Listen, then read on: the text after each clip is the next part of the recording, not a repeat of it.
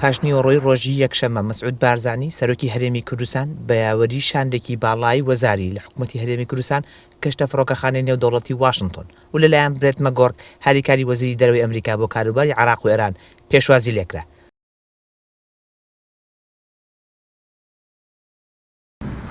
دواتر بارزانی و شاندەکەی گەشتنە شوێنی مانەوەی خۆیان لە میوانخانەی بەناوبانگی ریتز کارلتن لە ناوەندی واشنگتن دیسی. سەرۆکی دیوانی سەرۆکایەتی هەرێمیش پێناتی ڕاگەیان کە بارزانی لە کۆشکی سپی باس لە ئایندەی عێراق و کوردستان دەکات. بارزانی لە ماوەی مانەوەی لە واشنگتن چەندین بەرپرسی پایە بەرزی ئەمریکی دەبینێت، لەوانە باراک ئۆباما سەرۆکی ئەمریکا و جۆ بایدن جێگری سەرۆک و ئاشتۆن کارتەر وەزیری بەرگری و تۆنی بلینکن جێگری وەزیری دەرەوە. بە پێی زانیاریەکانی ئێناتیش بڕیارە ئۆباما پرسی ڕزگارکردنی مووسڵ و بەهێزکردنی پێگەی کورد لە بەغدا لەگەڵ بارزانی تاوتوێ بکات.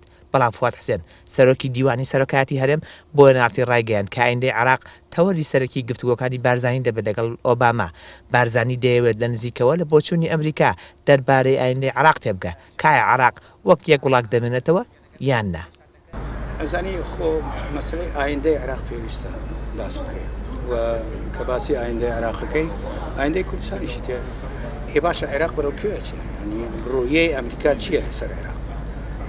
عێراق هەروە دەبێنێ ئەبێتە دەوڵەتێک تێکە چێ پێویستە ئەوان ڕۆیەخواان ئێمە ڕۆیە خۆمان هەیە لەسەر وەزعی کوردستان و حتمما ئایندەی کوردستان و عێراق باسەکرێ ئەنجا بە چ شێوەیەک باسەکرێەوە ئەوە جێڵین بۆ کۆبنەوەکە. سەبارەت بە کاردانەوەکانی حکوومەتی عێراق بۆ پرۆژە بڕیارەکەی لیژنەی کاروباری سەربازی کۆنگرێسی ئەمریکی فواد حوسێن ڕایگەیان کە ئەو بابەتە زیاتر لە قەبارەی خۆی گەورەکرا و ڕەتی کردەوە بابەتەکە پەیوەندی هەبێت بە سەردانەکەی بارزانی بۆ واشنگتن. پێویستە وازح بێ بۆ هەمولایە پرۆژەیەکی یاسایە و مناقشەیەکی دوور و درێژ لەسەرەکرێت، بەڵام ئەمە معنایەوەیە پشتگیریەکی تەواو هەیە لە کۆنگرێسی ئەمریکی دەربارەی چەکردنی هێزی پێشمەرگەی کوردستان و پێشمەرگە هێزێکی دستوریە بۆ خەڵاتیشی و شەڕی داعشیشەکە. بە جیاواز لە جارانی پێشتر شاندەکەی بارزانی بۆ واشنگتن ڕنگدانەوەی پێکهاتەی حکوومەتە بنکەفراوانەکەی هەرێمی کوردستان بوو. ژنگەی سەردانەکەش لە کاتێکدایە کە کورد و هێزی پێشمەرگە لە هەر کاتێک زیاتر جێگەی بایەخی واشنگتۆنە بۆ هۆی بەشداری دیاری پێشمەرگە لە شەڕی ڕوبەڕووبوونەوەی داعش لە عێراق.